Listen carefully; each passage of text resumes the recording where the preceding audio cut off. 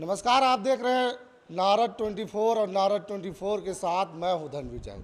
आखिरकार भाजपा के बाद कांग्रेस ने घोषणा पत्र जारी कर दिया है और घोषणा पत्र जारी होने के बाद ही अब लोगों में और पार्टियों में हलचल तेज हो गई है, क्योंकि पहली चरण की आज मतदान की जो प्रक्रिया है आज शाम से थम गई है और आज से अब 3 दिन बाद मतदान होने हैं। ऐसे में राजनीतिक सरगर्मी जो है छत्तीसगढ़ में तेज हो चुके हैं और घोषणा पत्र भाजपा के बाद कांग्रेस ने भी जारी कर दिया। ऐसे में हमारे साथ पामगढ़ ब्लॉक के कांग्रेस कमेटी के अध्यक्ष हैं, उनसे जान लेते हैं कि किस प्रकार की तैयारियां हैं। भैया, आज पहले चरण की जो मतदान की जो प्रचार प्रसार अब थम गई है, किस प्रकार की तैयारियां हैं, क्योंकि 17 तारीख को यहाँ भी मतदान होने? हमारी तैयारी पूरी तरह से चल रही है और घोषणा पत्र हमारी आने के बाद तो और पूरा जान आ गई है कांग्रेस कार्यकर्ताओं में और बहुत ही उत्साहित है। और उनका भी घोषणा पत्र आया है तो वो तो 3100 रुपये बोले हैं, वो तो 35,000 भी बोल सकते हैं, उससे कोई फ़र्क पड़ने वाला नहीं है।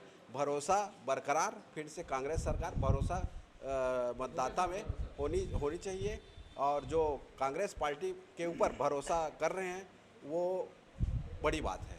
और उनकी जो घोषणा पत्र है उसमें वो 3100 बोले हैं, चाहे वो 31,000 बोले, उसको जनता मानने को तैयार नहीं है। मोदी की गारंटी की कॉपी किया कांग्रेस ने बोल रहे हैं। नहीं, वो तो गलत बात है। मोदी जी की गारंटी और कॉपी वो कोई नहीं कर सकता, वो तो उन्हीं को मुबारक हो। वो हमारे नेता करते हैं काम, घोषणा नहीं करते। संतोष भैया है, राजन भैया है हमारे साथ। भैया, कैसे देखते हैं? बड़ी जिम्मेदारी है, क्योंकि अब तक आरक्षित होने के बाद पामगढ़ में अब तक आप लोगों ने किला नहीं गाड़ पाए, इस बार बड़ी जिम्मेदारी पूरी तरह से हम लोग लेने को तैयार हैं और ले भी लिए हैं। क्या है कि पामगढ़ विधानसभा क्षेत्रफल के दृष्टि से ये छोटा है, लेकिन जनसंख्या जो घनत्व है पामगढ़ का विशाल है। और यहाँ जो ब्लॉक कांग्रेस कमेटी के अध्यक्ष हैं नवल सिंह ठाकुर, मैं सोचता हूँ प्रदेश में सबसे बढ़िया काम किए हैं और संगठन के दृष्टि से एक एक व्यक्ति की तक पहुँच है उनका। और कांग्रेस में अपना काम और जनता का काम कैसे हो, ये भली भांति वो सबके ऊपर ऊर्जा के रूप में डाल दिए हैं।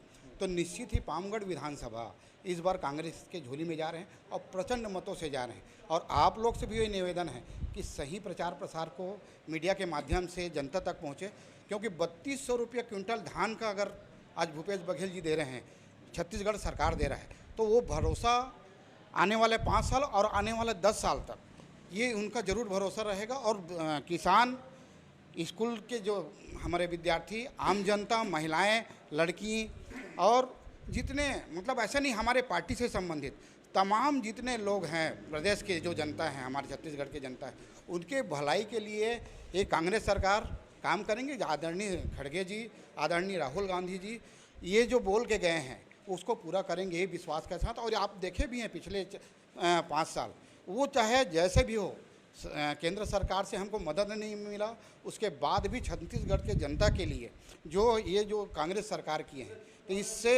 इससे ये विश्वास है कि हमको जनता का प्यार मिलेगा और वो वोट के रूप में हमको मिलेगा। और प्रदेश में तो कांग्रेस की गवर्नमेंट आएगी, ये विश्वास है। और पामगढ़ से भी हमको विधायक चुन के देंगे, ये धन्यवाद। क्योंकि राहत नगर से आप प्रतिनिधित्व करते हैं, महिला अध्यक्ष है, महिलाओं को लेकर के भाजपा ने बड़ा जाल फेंका है, 12,000 रुपया प्रति साल दिया जाएगा, कैसे देखते हैं? बीजेपी के जो घोषणा पत्र है 12,000, वो सबका 12 बजाने के लिए दिए हैं।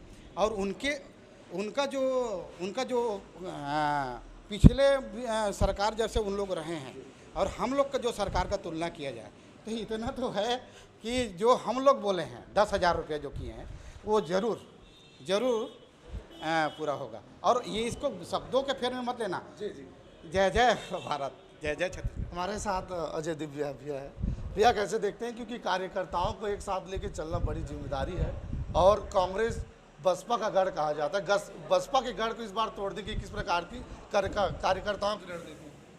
माननीय भूपेश बघेल जी ने जो 5 साल लोगों को दिया है, जो सेवा किए हैं, जनता समय अपने आप को प्रत्याशी मान के हमारे प्रत्याशी शेषराज हरमन जी को जिताने के लिए लग गए हैं।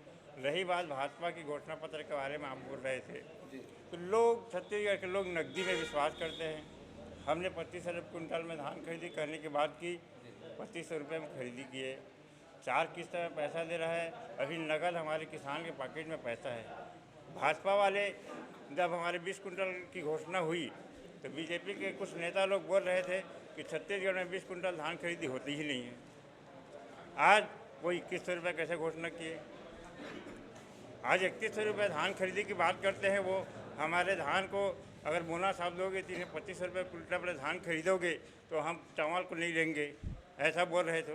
तो लोग जानते हैं छलावा है, दिखावा है और कुछ नहीं है। लोग नगद में विश्वास कर रहे हैं।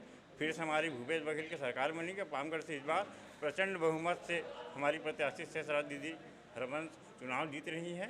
क्षेत्र की जनता की बीजेपी कह रही है कि चिल्हरों में पैसा बांटा जा रहा है, हम एक बार देंगे। वो लोग जानते हैं, 15 लाख रुपए के बारे में जानते हैं। अभी 15 लाख तो आ ही रही, पता नहीं कहाँ पहुँची है। तो लोगों को इससे कोई फर्क नहीं पड़ने वाला है।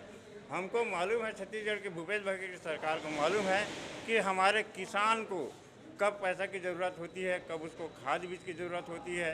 उस चीज़ को ध्यान में रखने के लिए चाहे तीजा पोला का त्यौहार, चाहे दिवाली मनाने के त्यौहार हो, तो सारे चीज़ को ध्यान में रखते हुए हमारे किसानों के पॉकेट में पैसा डालने का काम करती है। अब बीजेपी की जो सरकार है वो डायरेक्ट किसानों के, मजदूरों के पॉकेट में डाका डालने का काम करती है। इस चीज़ को क्षेत्र के जनता भली भांति जानते हैं और हमारी सरकार प्रचंड बहुमत से फिर बन गई। राजेश भारद्वाज जी कैसे देखते हैं? भैया युवा हैं, युवाओं का जो रुख है पामगढ़ में किस प्रकार से देखा जा रहा है?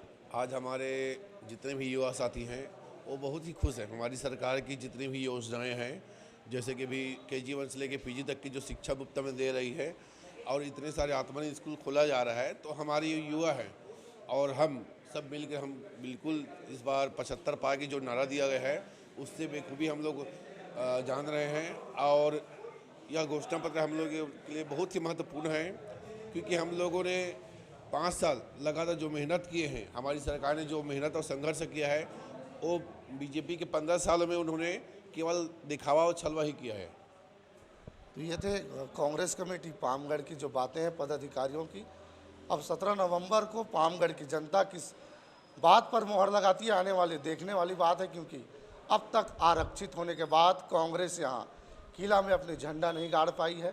जीत से कई बार अछूता रह चुकी है, कई बार दूरी बन चुकी है। अब इस बार बड़ा फैक्ट इसलिए माना जा रहा है कि 2018 में जो कांग्रेस के प्रत्याशी थे गोरेलाल बर्मन, उन्होंने कांग्रेस से मुंह मोड़ लिया है। जनता कांग्रेस जे से हाथ जोड़ लिया है और प्रत्याशी भी अब कितना मतों से कांग्रेस की फेरबदल होती है ये तो आने वाला समय ही, वक्त ही बताएगा।